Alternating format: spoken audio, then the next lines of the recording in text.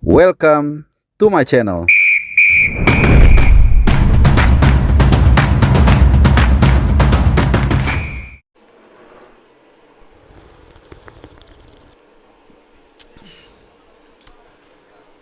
sebuah tempat yang suhunya luar biasa dingin, channel Bung Harpa kembali hadir di beranda-beranda teman-teman semua dimanapun kalian berada. Dan seperti biasa gue berharap kalian dalam keadaan sehat, dalam keadaan happy juga, dengan siapapun kalian bersama, mungkin dengan orang yang terkasih, orang yang kalian sayangi. Teman-teman semua, di kesempatan kali ini kita akan ada 3 segmen. Ya, satu, sedikit gue akan menyinggung preview soal pertandingan besok AFF U23, di mana Garuda U23 akan menghadapi Malaysia dalam pertandingan yang sangat menyentuhkan.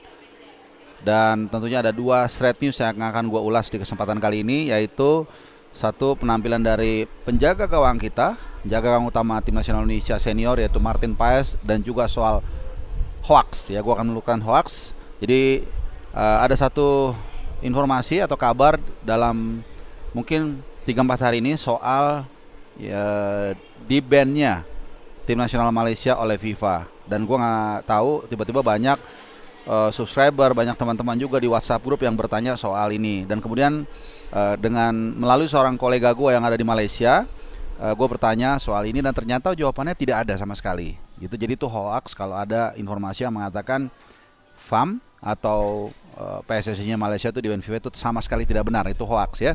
Mungkin nanti akan gue share juga chatnya di sini supaya otentik. Dan yang kedua, soal Martin Paes, ya kita tahu dalam beberapa kesempatan terakhir penampilan Martin Paes ya agak sedikit mungkin turun, ya itu wajar.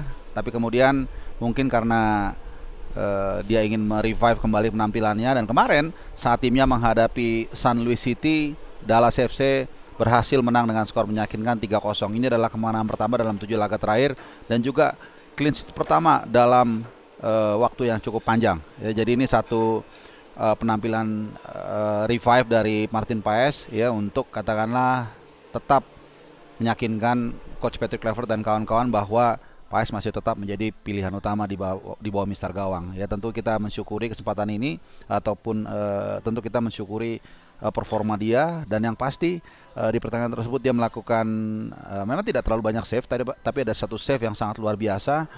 Bagaimana ada sebuah tembakan ke sudut kanan gawang yang kemudian diselamatkan, dan itu kalian bisa lihat di IG-nya FC Dallas Official gitu ya. Dan satu lagi ada half chance.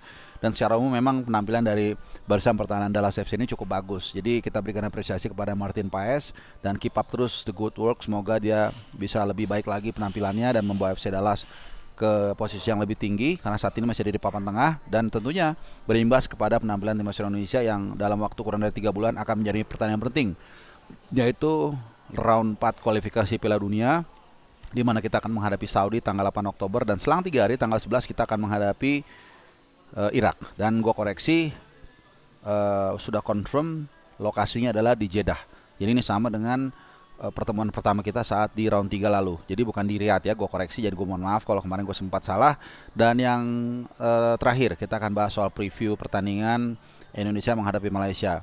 Besok Indonesia akan menghadapi Malaysia pukul 20.00 waktu Indonesia Barat di Gelora Bung Karno. Dan ini pertandingan yang sangat menentukan. Ya, memang Indonesia cukup membutuhkan hasil imbang, ya menang itu udah pasti lolos. Kalau imbang kita juga lolos. Kalah pun asal sisinya cuma 1 gol atau bahkan 2 gol ya kalau nggak salah. Pokoknya kalau kita seri kita lolos. Jadi ini satu pertandingan yang krusial. Dan kalau kita lihat lawannya Malaysia, ya mungkin secara komparasi kekuatan kita ada sedikit di atas Malaysia. Tapi dalam rivalitas yang ketat seperti yang gue ungkapkan dalam beberapa kesempatan, kadang-kadang teknik, kemudian strategi, dan formasi dan lain-lain itu kadang-kadang tidak terlalu menentukan. Tapi bagaimana siapa yang bisa lebih tenang, lebih cool, lebih tidak terpancing atau tidak terprovokasi. Bahkan kalau bisa tim tersebut memprovokasi lawan, ini yang lebih mungkin untuk menang. Nah, kalau kita mengambil pelajaran dari sebelum-sebelumnya, kadang-kadang kita kalah atau seringkali kita tidak bisa berkembang karena reaksional gitu. Gue masih ingat di bawah Park Hang-seo itu menghadapi Vietnam, kita sering sekali kalah. Kenapa? Karena gampang terpancing. Dan beberapa hari sebelum pertandingan biasanya Park Hang-seo mengeluarkan pernyataan-pernyataan yang kontroversi, memang sengaja, karena mereka tahu orang Indonesia itu mudah diprovokasi, gampang dipancing, dihina sedikit tersinggung, dan ini akhirnya teramplifikasi, pemain dengar, dan di lapangan mereka akhirnya terpengaruh, dan kadang-kadang mereka akhirnya melakukan pelanggaran-pelanggaran yang tidak perlu dan buyar semua strategi yang sudah disiapkan. Nah, makanya kalau menurut gua di kesempatan besok ini melalui Vandenberg, satu yang aspek yang mungkin perlu diinformasikan ke Vandenberg adalah soal ini, soal mentality, soal Sayward, jangan sampai Alverizi, Buffon dan kawan-kawan ya, ketika mungkin ada kata-kata kotor yang disampaikan oleh pemain lawan, kita nggak pernah tahu ya, kemudian terpancing, apalagi usianya masih relatif sangat muda ya, ada yang masih belasan tahun, ada yang 20 tahun, 21 tahun, dan ini perlu diberikan apa ya, diberikan bimbingan begitu ya, informasi soal ini. Dan gue yakin juga di pertandingan nanti kita akan tampil dengan pemain-pemain terbaik, pemain yang bukan hanya secara kualitas matang tapi juga secara mental ya. Kita tahu di sana ada Muhammad Ferrari misalnya, kemungkinan besar akan bermain bersama Kakang Rudianto dan juga Karek Karel. Karek Karel juga sudah cukup reguler bersama Bali United. Kemudian Muhammad Ferrari juga nggak usah ditanya, pengalaman dia sebagai salah satu jebolan Piala Asia U23 tahun lalu. Kemudian juga Donitri, gue yakin juga akan tetap menjadi andalan di kiri. Kemudian di tengah ada Tony Firmansyah. Kemudian juga ada Raihan Hanan, ini salah satu pemain yang boleh dikatakan mencuat dalam 1-2 tahun terakhir, tapi sangat stabil di tengah. Gue suka banget lihat mainnya. Kemudian di depan kita berharap Jens Raven bisa kembali tampil menjadi target man setelah di pertandingan sebelumnya dia masuk dari pertengahan babak yang kedua, karena memang kelihatannya belum pulih 100%. Dan di bawah Mister Gawang ya kemungkinan besar tetap Ardiansyah. Kita nggak tahu apakah dirotasi juga dengan Cahya Supriyadi, ya kita tunggu nanti ya.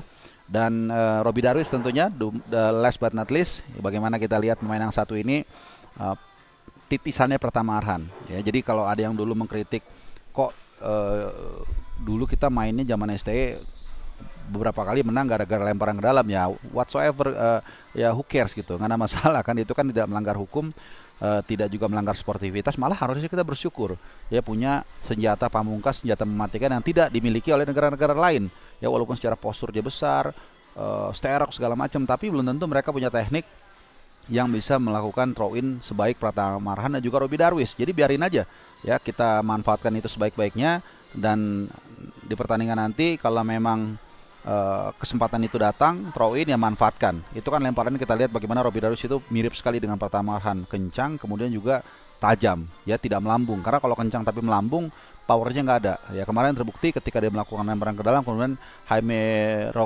Roquilas kalau nggak salah ya, salah pemain Filipina bernomor 14, kemudian salah mengantisipasi, bunuh diri, dan ujungnya kita akhirnya memenangkan pertandingan tersebut, dan saat ini kita berada di ujung tanduk untuk lolos ke fase berikutnya ya teman-teman semua. Itu sedikit preview soal pertandingan besok, dan juga dua status yang perlu gue luruskan dan juga gue tampilkan terkait dengan penampilan Martin Paes dan juga hoax FAM di ban oleh FIFA. Jadi mudah-mudahan ini clear semua, dan kita tunggu penampilan dari Doni Firmansyah dan kawan-kawan besok. Mudah-mudahan kita bisa minimal seri, kalau bisa menang untuk memastikan tiket ke semifinal. Ya teman-teman semua, terima kasih sudah menyimak, dan saatnya gue melanjutkan relax yang satu ini di tempat yang sangat dingin dan juga nyaman. Adios.